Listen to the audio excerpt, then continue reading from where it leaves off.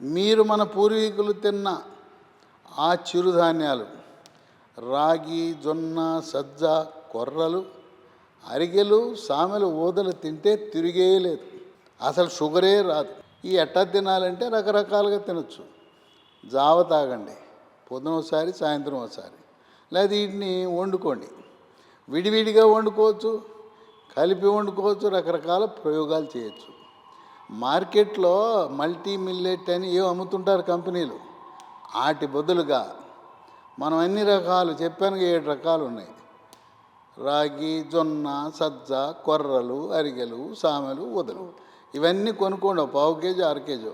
మనమే పిండి మార్కి వెళ్ళండి, గిరిణి అంటారు, వెళ్ళి ఆడించుకోండి.